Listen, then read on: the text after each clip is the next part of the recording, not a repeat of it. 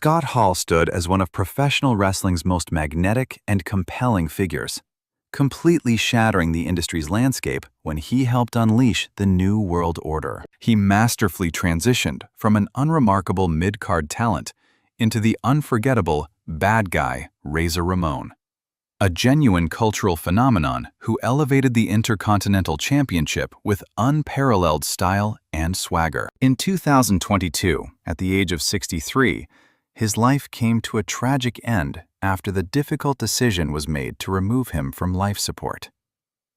Scott Hall was undoubtedly among the all-time greats, yet a significant question still lingers. Why was he never granted a run with the world title in WWE?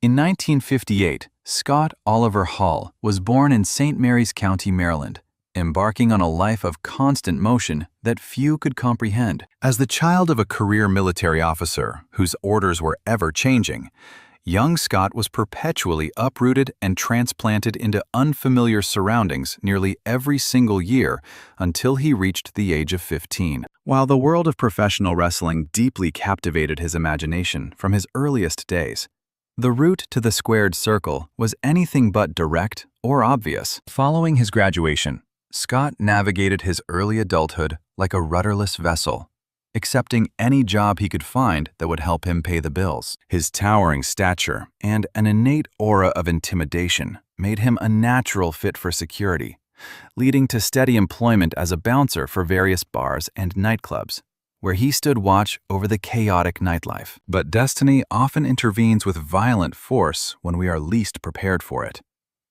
In 1983, during one fateful shift working security at a nightclub in Orlando, Hall's existence was irrevocably altered. An incident that began as a routine effort to maintain crowd control rapidly spiraled into a desperate, life-or-death confrontation that concluded with Hall discharging his firearm in an act of self-defense, a moment that would change everything. The patron later succumbed to his wounds. Despite initially facing a charge of second-degree murder, the case was ultimately dropped after investigators were able to confirm that Hall had acted purely to defend himself. However, legal vindication could not undo the profound psychological trauma. This harrowing event would cast an enduring shadow over Hall's entire future. His closest friend and confidant, Kevin Nash, would later identify this exact moment as the primary catalyst for the personal demons that relentlessly haunted Hall for the remainder of his career. These were the same addiction struggles that would later threaten to completely consume him. How does one possibly carry on after taking another person's life, even when it is deemed justifiable? It was a question Hall would grapple with for decades, constantly searching for escape, reinvention, and some form of redemption. In 1984, Hall made the life-altering choice to dedicate himself to professional wrestling. The promoters at Championship Wrestling from Florida saw the raw, untapped promise in this physically imposing newcomer who possessed a remarkable natural charisma. Without hesitation, they threw him into the deep end, igniting a high-stakes rivalry against the iconic Dusty Rhodes. A true baptism by fire for any performer just starting out in the business. What ensued was a real-world wrestling education that few could ever hope to receive, as Hall crisscrossed the territory system with his tag team partner, Dan Spivey. He soaked up diverse styles and philosophies, meticulously constructing the groundwork for what was to become one of the most game-changing careers in wrestling history. By 1985, after a period of ricocheting between promotions like a pinball, which included stops at Jim Crockett Promotions in the Carolinas and the Midwest Wrestling Association in Missouri, Hall arrived at what many regarded as wrestling's most esteemed finishing school. This was Vern Gagne's American Wrestling Association. This was far more than just another stop on the circuit. The AWA was one of wrestling's premier organizations, a veritable breeding ground for future superstars where true legends were forged. It was here that Hall experienced his first significant reinvention as a performer. Who was this powerful, mustachioed competitor now commanding everyone's attention? He was none other than Magnum Scott Hall, a rising fan favorite whose striking physical similarity to television superstar Tom Selleck became his signature trait. Meanwhile, behind the curtain, something truly extraordinary was unfolding. Vern Gagne, with his legendary and renowned eye for discovering talent, perceived a special quality in Hall that most others had failed to recognize. Rumors and speculation began to swirl through the locker room that Gagne was convinced he had found his next Hulk Hogan, the very superstar who had slipped from his grasp years before. Just how committed was Gagne to this bold vision for his new star? He was committed enough to personally coach Hall, instructing him to adopt Hogan's signature moves and on-screen mannerisms into his act, desperately hoping that lightning could indeed strike in the same place twice. The approach seemed to be working wonders initially. Hall's career skyrocketed as he joined forces with the exceptionally gifted Curt Hennig, and together they created pure magic inside the ring, night after night. When that dynamic partnership ultimately came to an end, Hall hardly missed a step, moving seamlessly into the world of singles competition, where he rapidly climbed the divisional ranks. Before much time had passed, this one-time drifter was standing face-to-face with legendary champions like the formidable Stan Hansen and the technically masterful Rick Martel, vying for wrestling's most treasured honor, the AWA World Championship. What truly set Hall apart from other physically dominant wrestlers was not merely his appearance or his impressive size. It was an unteachable, intangible quality that made audiences genuinely believe in him. A natural charisma that simply could not be manufactured. Although the ultimate prize of a world championship stayed tantalizingly out of reach during this era, something far more significant was taking shape. Scott Hall was meticulously honing his craft and evolving into a comprehensive performer, developing the crucial skills that would ultimately establish him as one of wrestling's most paradigm-shifting figures. By 1989, Scott Hall's sharp instincts extended well beyond the confines of the wrestling ring. His understanding of the business side had become equally keen. In spite of his escalating popularity within the AWA, Hall could read the ominous signs. Attendance was shrinking, paychecks were bouncing, and the entire promotion was desperately trying to keep its head above water in an industry that was evolving at lightning speed. The once great AWA was sinking fast. Faced with that reality, would anyone choose to remain on a sinking ship when their entire professional future was on the line? What came next was the professional wrestling equivalent of a global expedition, as Hall remade himself into a true wrestling journeyman, eager to prove his worth across the world. His odyssey started with a 6-month tenure at World Championship Wrestling, marking his initial encounter with the Atlanta-based company that would one day become central to his legacy. But this journey was only getting started. Acting like a master artisan, determined to learn new methods, Hall continued his wrestling education on an international stage. He clashed in the famously demanding rings of New Japan Pro Wrestling, a place where the spectacle of Western showmanship collided with the intensity of Eastern fighting spirit. From there, he traveled to Germany's Catch Wrestling Association, where the bruising, hard-hitting European style added even more formidable tools to his growing repertoire. The sun-drenched arenas of Puerto Rico's World Wrestling Council provided the backdrop for performances in front of some of the most passionate crowds in the Caribbean. He even took part in a WWE tryout, which, rather perplexingly, failed to result in an immediate contract offer.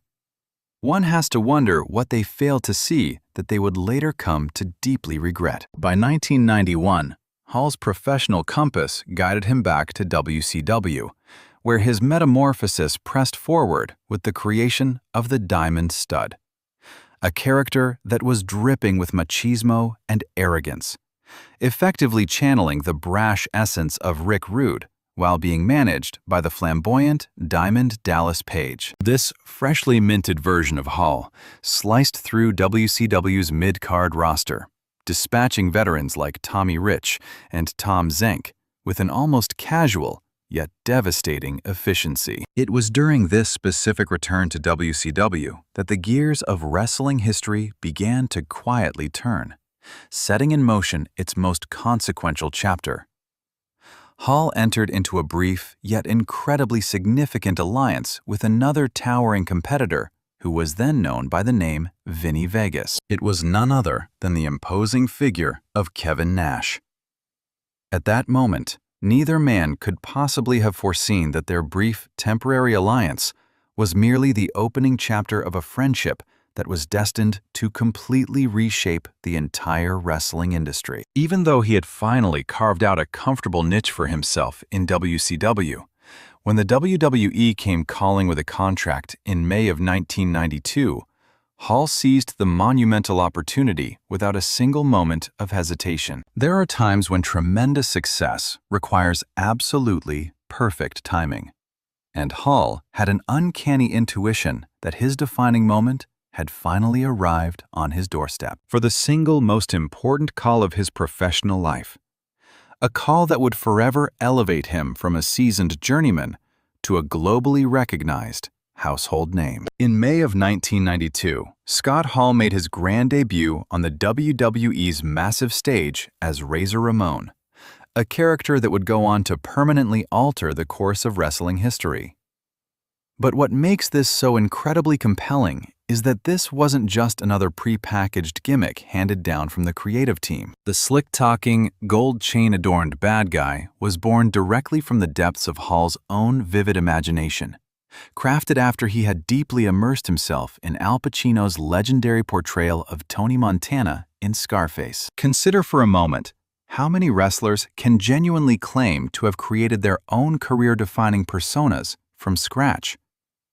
It was time for everyone to say hello to the bad guy. As he delivered those iconic words with a flawless, Pacino-inspired Cuban accent, Hall instantly held audiences completely captive in the palm of his hand. While many other newcomers were still struggling just to find their footing in the company, Razor Ramon exploded onto the scene as a completely polished and fully realized character.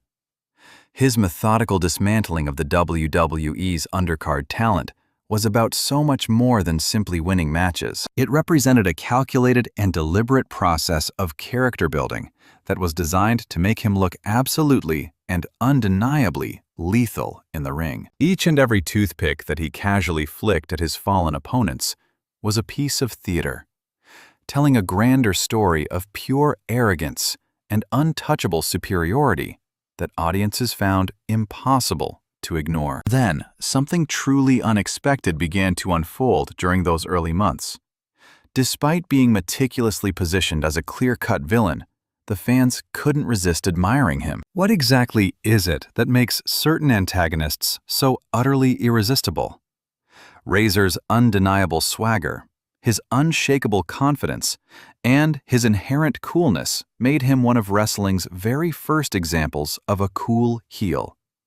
A figure fans secretly found themselves cheering for despite his villainous behavior. His meticulously slicked back hair, the dazzling glint of his gold chains, and his iconic catchphrases all worked together to create an aura that completely transcended the traditional roles of heroes and villains in professional wrestling. WWE management quickly recognized that they had something incredibly special on their hands, and wasted absolutely no time throwing their new acquisition straight into the deep end on September the 14th, 1992. Viewers of primetime wrestling watched as Razor Ramon forcefully inserted himself among wrestling royalty by costing the beloved Macho Man Randy Savage a critical match against the Nature Boy Ric Flair.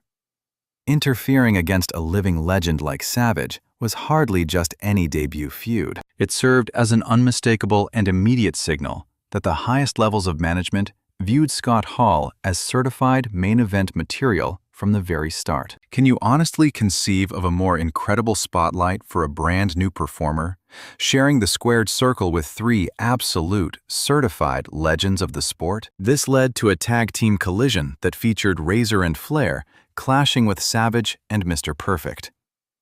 It begs the question again, could you imagine a better showcase for a newcomer? Being in the ring with three established icons? Hall didn't merely keep pace with these titans. He looked like he completely belonged there. The match accomplished precisely what it was intended to, firmly establishing Razor Ramon as far more than just another new face on the roster. He was a superstar who was destined for unparalleled greatness. Behind that supremely confident smirk and those truly intimidating eyes, Scott Hall was definitively proving what many industry insiders had long suspected. He possessed one of professional wrestling's most brilliant and innovative creative minds. His innate and profound understanding of character development, in-ring psychology, and overall presentation was creating something that would deeply resonate with wrestling fans for many decades to come. At the time, little did anyone realize that the emergence of Razor Ramon was only the beginning of Scott Hall's revolutionary and game-changing impact on the world of professional wrestling. Following his extremely impressive showing against the Macho Man, Vince McMahon decided to fast-track Razor Ramon directly into the WWE's coveted championship picture. The 1993 Royal Rumble saw the bad guys step up to challenge none other than the technical mastermind, Bret the Hitman Hart, for the prestigious WWE Championship. Even though Hall did not manage to capture the championship gold on that particular night, something infinitely more valuable and significant occurred. The match was so compelling that it single-handedly convinced any remaining skeptics that this newcomer absolutely deserved to be in the main events. By the time the summer of 1993 arrived, the overwhelmingly positive reaction from the fan base had become a force that was simply impossible to ignore. WWE executives astutely recognized a golden opportunity when a seemingly routine match against an unknown jobber who was called the 1-2-3 Kid unexpectedly created pure magic. Do you recall that absolutely shocking moment on Monday Night Raw when the undersized underdog somehow managed to pin the seemingly invincible Razor Ramon?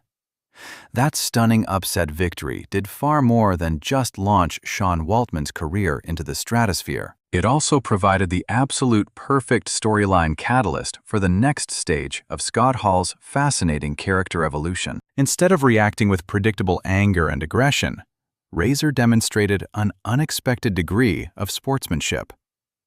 His growing respect for the young upstart who had publicly embarrassed him transformed organically into a full-fledged babyface turn. Fans who had been secretly cheering for him all along could now openly and enthusiastically embrace the bad guy as one of their definitive favorites. The former rivals even forged an unlikely partnership, joining forces to take on common enemies. Away from the cameras and behind the curtain, something equally significant and game-changing was quietly developing among the talent. The on-screen partnership that blossomed between Hall and Waltman directly mirrored a burgeoning real-life friendship. They soon found themselves gravitating towards other like-minded performers, Shawn Michaels, Kevin Nash, and a rapidly rising star named Triple H. Together, this group would form what wrestling insiders would eventually come to call the Clique. This was so much more than just another backstage group of friends. The Clique quietly and strategically began to accumulate an unprecedented amount of influence deep within the WWE's internal power structure. Their collective star power, their crucial creative input, and their clever strategic positioning afforded them a level of backstage pull that the wrestling industry had very rarely ever seen before. At certain points, numerous industry veterans began to wonder who was truly in control of the WWE's creative direction. Was it really Vince McMahon? Or was it this tight-knit group of performers who fiercely protected each other's interests? This entire situation raised a fundamental question. Precisely how much control should wrestlers be allowed to have over the direction of their own storylines? As Razor Ramon's on-screen popularity continued to soar to incredible new heights, Scott Hall's own backstage influence grew proportionately right alongside it. The unbelievably cool character that fans absolutely adored, and the shrewd, intelligent businessman behind that character were both ascending to the top simultaneously, setting the stage for one of wrestling's most consequential careers and one of its most turbulent personal journeys. The exact moment Scott Hall truly cemented his place in the annals of WWE history occurred on October the 11th, 1993, when he defeated his old AWA rival Rick Martel to claim his first-ever Intercontinental Championship. This was far more significant than just another title change for the company. For Hall, this was the ultimate form of validation for his entire career. After years spent wandering across the vast wrestling landscape, Hall had not only discovered his absolute perfect character, but he had finally earned the championship gold that served as undeniable proof of his exceptional talent. But, as history shows, a championship reign rarely comes without a great deal of controversy. When the suspended former champion Shawn Michaels made his comeback, he presented an astonishing claim, arguing that since no competitor had actually beaten him for the title, he was, by all rights, still the legitimate champion. The situation involved two distinct championship belts, two world-class performers, and a dilemma that called for a single, groundbreaking resolution. How would the organization definitively settle who the true champion was? The solution they conceived would alter the course of professional wrestling for all time. At WrestleMania 10, Razor Ramon and Shawn Michaels stepped into the hallowed ring at Madison Square Garden and completely shattered all expectations in the company's very first pay-per-view ladder match. While contemporary fans may now consider ladder matches a common spectacle, just try to imagine the atmosphere in that arena, witnessing something so profoundly new and dangerous for the first time. What truly happens when two of the most innovative minds in wrestling are granted complete creative freedom with absolutely no existing blueprint to guide them? What unfolded was pure magic. Their bodies conveyed a powerful story of immense risk, personal sacrifice, and an unyielding desire for the championship that went far beyond the boundaries of traditional wrestling. Every single painful impact and death-defying aerial maneuver was carefully woven into a much larger narrative tapestry, serving a significant purpose in the story. Although Razor ultimately emerged victorious as the undisputed Intercontinental Champion, in reality, both men left that arena as winners. They had established a creative template that countless wrestlers would emulate for many decades to follow. But how do you possibly follow an act of sheer perfection? Razor's incredible momentum propelled him directly into a new program with another member of the clique, the formidable Diesel. The clash of their opposing styles, Ramon's polished technical prowess against Nash's overwhelming raw power, made for incredibly compelling television throughout the rest of 1994. Continuing to elevate the prestige of the Intercontinental Championship. Beneath Scott Hall's famously confident smirk was an athlete operating at the absolute pinnacle of his abilities. A man deeply respected by his peers, adored by legions of fans, and a true pioneer of new forms of in-ring storytelling that would inspire future generations of wrestlers. The question was never about whether Scott Hall would leave behind a legacy, but rather how truly monumental and influential that legacy would ultimately become. Scott Hall's professional journey arrived at a critical turning point following his SummerSlam 1995 ladder match rematch against Shawn Michaels. In spite of delivering a series of wrestling classics against formidable opponents like Jeff Jarrett, a quiet frustration began to simmer as Hall watched his close friends, Nash and Michaels, ascend to World Championship glory, while he seemed permanently entrenched in the upper mid-card. The absolute breaking point was reached when Hall confronted Vince McMahon directly, pointedly asking what more he needed to do to finally break through to that next level of stardom. McMahon's reply was utterly devastating. This was his ceiling. In McMahon's vision for the company, Razor Ramon had already achieved his permanent and final position within the established hierarchy. Simultaneously, over at WCW, Eric Bischoff was engaged in an aggressive recruitment campaign, leveraging Ted Turner's substantial financial backing to lure away top-tier talent. Hall's dissatisfaction was not just a matter of creative frustration.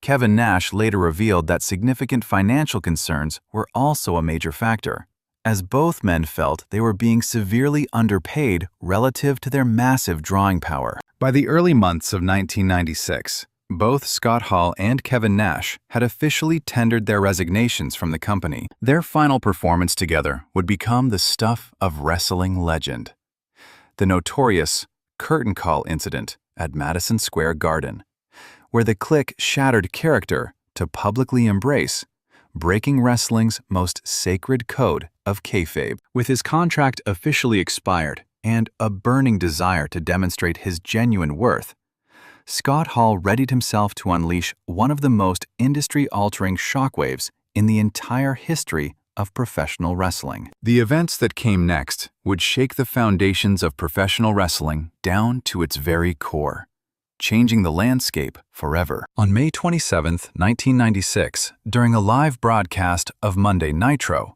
Scott Hall made an unannounced appearance, casually emerging from the crowd dressed in street clothes instead of his usual wrestling attire. He calmly entered the ring, took hold of a microphone, and proceeded to deliver one of the most legendary and impactful promos in the history of the sport. With his signature swagger, he issued a chilling warning to WCW, declaring that he and some associates were arriving to completely take over. Just 2 weeks after that, Kevin Nash appeared by his side, cementing the duo that fans would soon recognize as the Outsiders. The sheer brilliance of this storyline lay in its masterful blurring of the lines between reality and scripted fiction. While both men were legitimately no longer under contract, the narrative cleverly implied they were hostile invaders sent by the rival promotion. This innovative worked-shoot style generated an unprecedented level of buzz that spread like wildfire across the wrestling community. Were these actual company wrestlers staging an invasion? Could this possibly be real? This calculated ambiguity ignited intense fan speculation and sent television ratings soaring to dramatic new heights. Then, the moment arrived that genuinely altered wrestling for all time.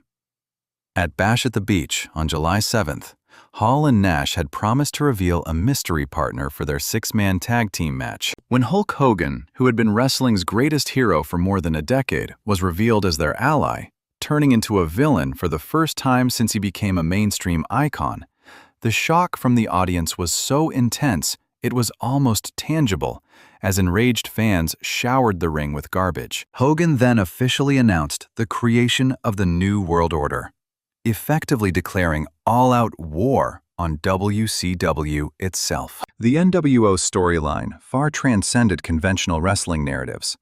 Its gritty sense of realism, undeniable cool factor, and anti-establishment message perfectly captured the burgeoning cultural zeitgeist of the late 1990s. This angle was so incredibly convincing that local law enforcement agencies would occasionally get calls from concerned citizens reporting what they believed were real assaults whenever NWO members were shown attacking other wrestlers backstage. People who had never even considered watching professional wrestling before were suddenly captivated and found themselves unable to look away. Behind the curtains, Hall's creative influence was evident all over the NWO concept. His profound understanding of character psychology, narrative structure, and what audiences genuinely craved was instrumental in crafting what many still consider to be wrestling's single most influential angle ever. This storyline didn't just transform WCW. It was the catalyst that forced its competitor to evolve into the Attitude Era and fundamentally reshaped how wrestling stories would be presented for many generations. But Hall's creative genius also went far beyond just his own on-screen character. The NWO desperately required a credible and compelling adversary, and it was reportedly Scott Hall who first conceived of what would become one of wrestling's most celebrated and iconic character transformations. Following his suggestion, Sting abandoned his vibrant surfer persona and re-emerged as a silent, brooding vigilante figure, drawing inspiration from Brandon Lee's tragic hero character in the film The Crow. This complete reinvention provided the ideal counterbalance to the NWO's brand of chaos. A dark avenger who lurked ominously in the rafters, patiently waiting for the perfect moment to deliver his brand of justice. Before that epic clash could fully materialize, the NWO continued to expand its membership. The faction extended a welcome to Scott's old friend, Sean Waltman, who was now performing under the name Six, which further solidified the original core of the Outsiders. With their ever-expanding army, Hall and Nash proceeded to completely dominate WCW's tag team division, seizing the tag team championships an astonishing 6 separate times. Their intense rivalries against legendary teams such as Harlem Heat, the technically gifted Steiner Brothers, and the prestigious Four Horsemen resulted in some of that era's most unforgettable and action-packed matches. But just as Hall's professional star soared to its absolute highest point, his personal demons became progressively more difficult to keep hidden from public view. The issues with substance abuse that had shadowed him for his entire career began to intensify dramatically, spiraling without the rigorous oversight and structure that his former employer had enforced. What once seemed like a manageable indulgence soon spiraled into a full-blown dependency, a tragic decline that unfolded for all to see, right on their television screens. His promotional interviews were marred by slurred words. His once calculated movements became dangerously unpredictable. And the powerful physique that had once intimidated opponents started to wither away in plain view of a concerned fan base. By March of 1998, the problem had reached a critical breaking point, compelling WCW executives to pull him from all broadcasts and insist that he enter a mandatory rehabilitation program. Yet, even with the company's direct intervention, the grip of Hall's addiction proved far too strong to break. His eventual comeback on Monday Nitro offered only a fleeting glimpse of recovery, as any positive changes were temporary at best. The same audience that had once roared in approval for his rebellious on-screen persona now looked on with heavy hearts, witnessing the real man behind Razor Ramon engage in a far more desperate and personal war outside the ring. Throughout 1999, Hall's presence on WCW television dwindled to almost nothing.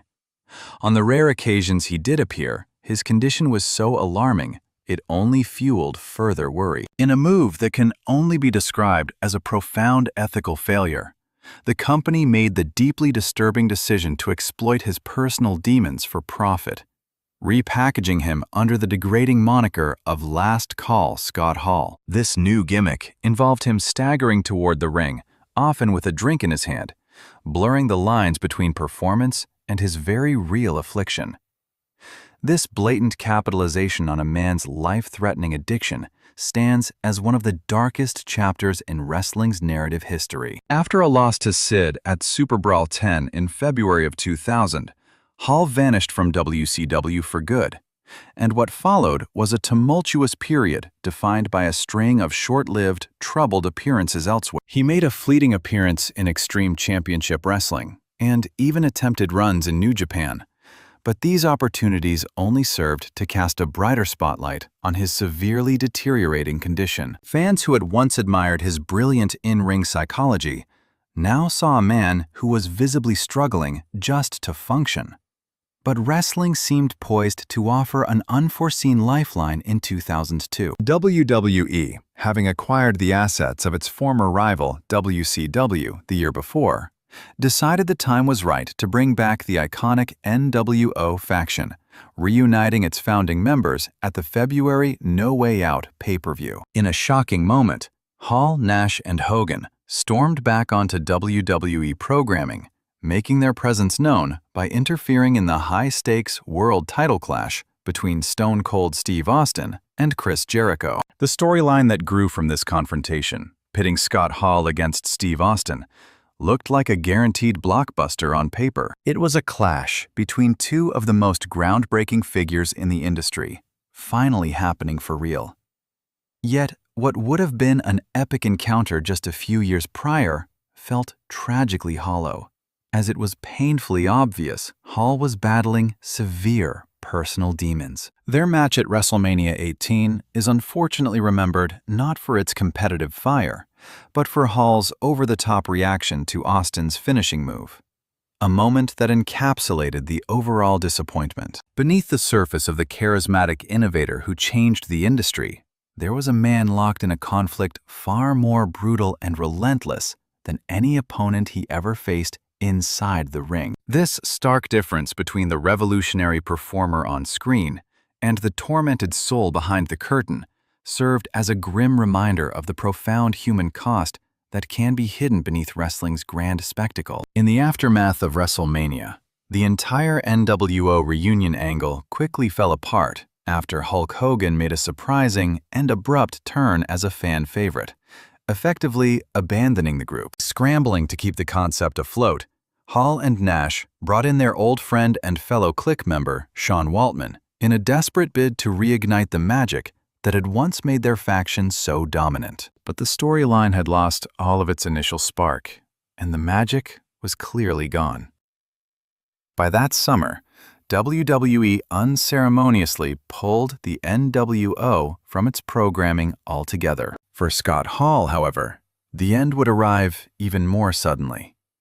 On May 7th, his WWE comeback was cut short due to his involvement in the infamous plane ride from hell incident. On a transatlantic flight returning from a tour in England, Hall's conduct, along with that of a few other wrestlers, reportedly became completely unmanageable and chaotic. The disruption he caused was so severe that it proved to be the final straw for WWE executives, who reached their breaking point and terminated his contract effective immediately. Finding himself without a job once more, Hall had to face a professional wrestling world where high-profile opportunities for him were becoming increasingly scarce. He eventually found a new home in the upstart promotion Total Nonstop Action Wrestling, where he would appear intermittently during its inaugural year in 2002. His sporadic appearances for TNA carried on through 2004 and 2005, but these never amounted to a full-time, consistent role on their weekly programming. The time he spent away from the major spotlight wasn't entirely wasted, however.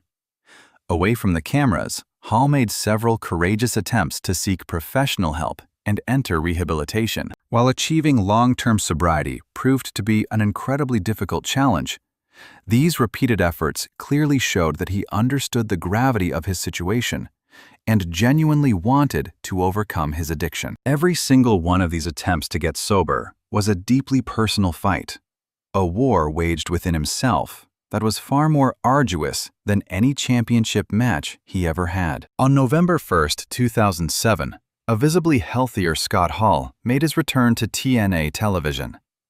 It was a poignant moment for fans as he reunited with his close friend Kevin Nash to take on the Angle Alliance. For everyone who had followed his long and public journey, seeing him competing again, even for a short time, offered a powerful ray of hope that the man himself was finally gaining the upper hand in his most crucial battle. Unfortunately, after this brief comeback, Hall's well-documented issues with reliability began to resurface.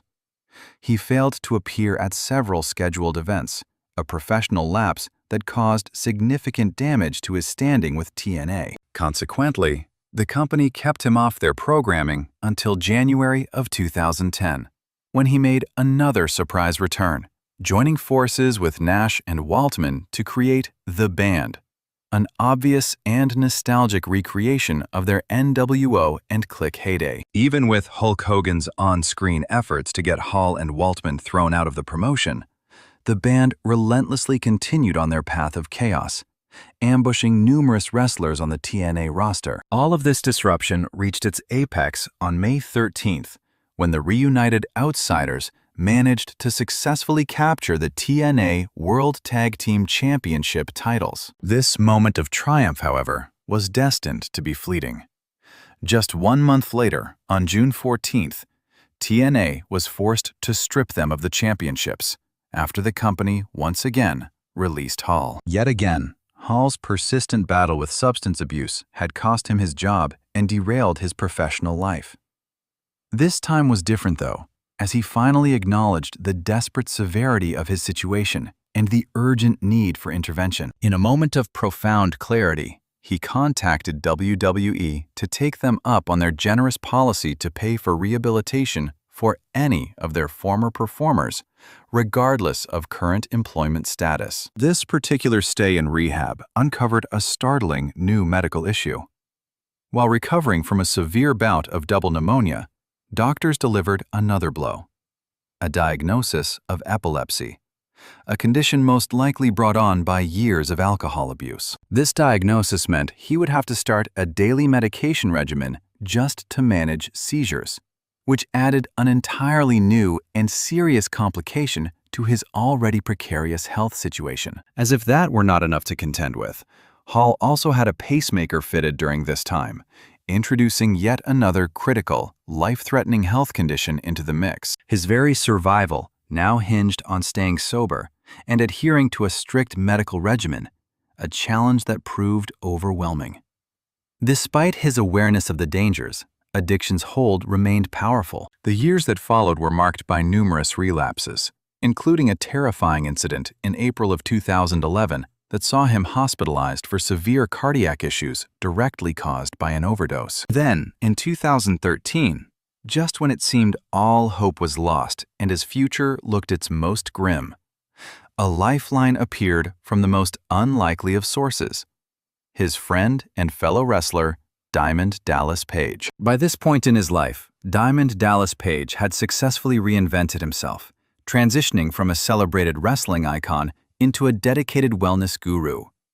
He had already proven his methods by guiding the legendary Jake the Snake Roberts toward a life of sobriety after a grueling, decades-long battle with addiction. So when Page offered that very same life-altering opportunity to Scott Hall, inviting him to live in his Atlanta residence and commit to a comprehensive rehabilitation program, Hall understood with stark clarity that this could very well be his last chance at survival. What unfolded next was a genuinely astonishing transformation.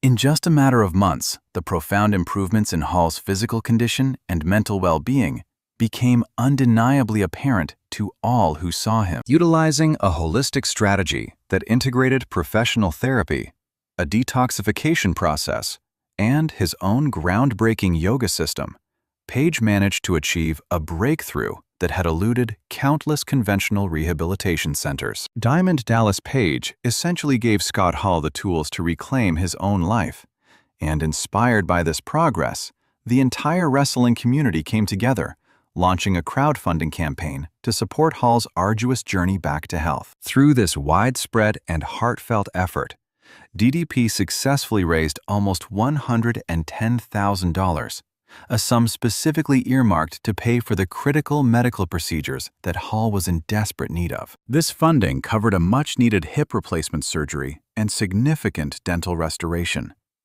These procedures were crucial for correcting the damage from years of self-neglect, ultimately restoring not only Scott Hall's physical health, but also his sense of personal dignity. The change witnessed in Scott Hall's life during this period could only be described as a modern-day miracle. Now clean, sober, and in better physical shape than he had been for decades, he made a triumphant return to the wrestling scene, where he was met with a staggering wave of love and support from both devoted fans and his peers in the industry. His long and difficult path to redemption culminated in a truly significant milestone in 2014, when it was officially announced that he would be inducted into the Hall of Fame, immortalized under his iconic Razor Ramon character. On the 5th of April, 2014, during a profoundly moving ceremony, Hall finally received the long-overdue honor.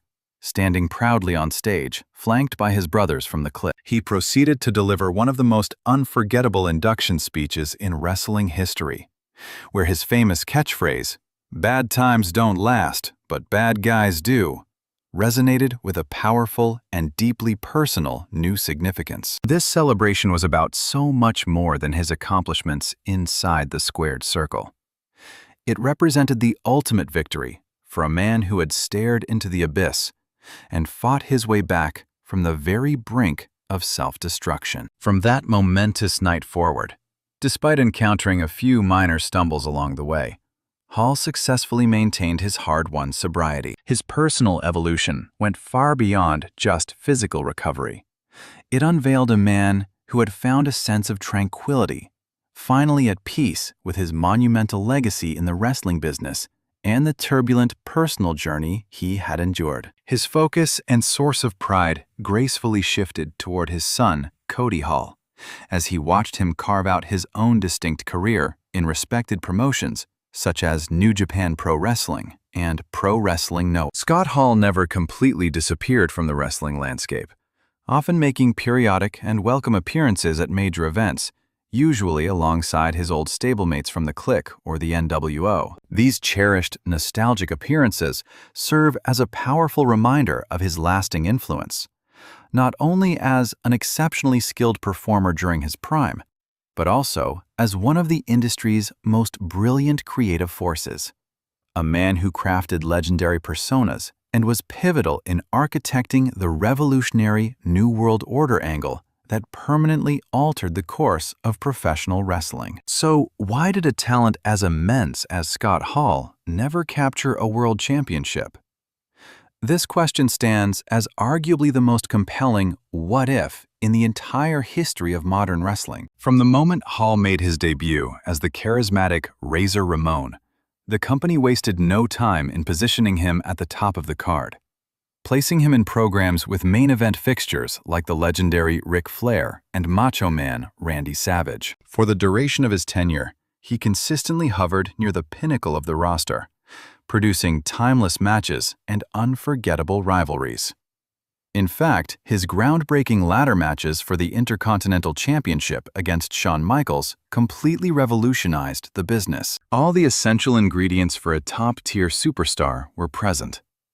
Hall was the total package, boasting an ideal blend of impressive size, exceptional in-ring skill, and an undeniable magnetic charisma. His abilities on the microphone were second to none, and he had the rare talent of connecting with audiences, whether he was portrayed as a villain or a hero. Despite all this, the World Championship title remained just out of his grasp. Ultimately, unfortunate timing proved to be a significant factor working against him. During Hall's peak performance years, the company was heavily invested in building its brand around champions like Bret Hart, Shawn Michaels, and his close friend Diesel. Reportedly, when Hall himself approached Vince McMahon to discuss the possibility of moving beyond the upper mid-card level, McMahon's reply made it painfully clear that there was a definite, unbreakable ceiling on his advancement within the company. His move to the competition presented a fresh start and incredible new opportunities, yet it also introduced a new set of formidable challenges. As a founding member of the NWO, Hall catapulted to the status of one of wrestling's biggest attractions during the most commercially successful era in its history. However, the main spotlight within that faction was almost always reserved for Hulk Hogan. And compounding this, Hall's escalating personal demons began to render him progressively more unreliable from a professional standpoint. The legendary announcer Jim Ross has frequently stated that the single most important quality for any top champion in the wrestling business is, without a doubt, reliability. Scott Hall's well-documented struggles with addiction, which led to multiple arrests and prolonged absences from television, made the prospect of entrusting him with the World Championship an exceptionally enormous risk for the company. Consequently, while Eric Bischoff greatly valued Hall's creative contributions and on-screen presence, he simply could not justify the decision to place the company's most prestigious title around the waist of such an unpredictable talent. It is truly heartbreaking to reflect on the incredible storytelling possibilities that were left on the table. A dramatic rebellion storyline, with Hall rising up against Hogan's leadership of the NWO, could have made for absolutely riveting television. Likewise, a championship feud against his friend Kevin Nash, following the conclusion of Goldberg's undefeated streak, had the potential to elevate both competitors. Instead, Hall's career became the story of an extraordinary performer who never managed to capture wrestling's ultimate prize. The most painful irony in all of this is that when you look at the members of the Clique and the original founders of the NWO, Scott Hall was arguably the most well-rounded and complete performer of the entire group. His unique combination of commanding size, superb technical wrestling skills, masterful character portrayal, and an innate connection with the audience was simply unparalleled at the time. In the end, what truly stood between Scott Hall and championship glory was not a lack of talent, but rather the relentless personal demons that tormented him for the majority of his professional career. In March of 2022, the global wrestling community was left heartbroken by the devastating news that Scott Hall had passed away at the age of 63, following a cascade of health complications that arose after a recent hip replacement surgery. Hall's hospitalization was precipitated by 3 separate heart attacks, which he suffered on March 12, 2022. These tragic cardiac episodes were triggered by a blood clot that became dislodged during the procedure on his hip. Following these events, he was placed on life support systems at the Wellstar Kennestone Hospital, located in Marietta, Georgia. With his condition rapidly declining, on the 14th of March 2022, his closest friend and fellow industry icon, Kevin Nash, shared on social media that Hall's family had made the agonizing decision to remove him from life support. But only after all of his loved ones had a chance to gather at his side and say their final goodbye. Scott Hall passed away later on that same evening. It is no exaggeration to say that the modern landscape of professional wrestling would be completely unrecognizable without his monumental contributions. One must ask, would the Attitude Era even have occurred if the NWO hadn't forced the industry to evolve? Would the business have experienced that incredible boom period in the late 90s? Scott Hall's influence is permanently imprinted upon the very DNA of professional wrestling. His is a story of incredible highs and devastating lows. A legacy of a flawed but brilliant man who truly changed the game forever.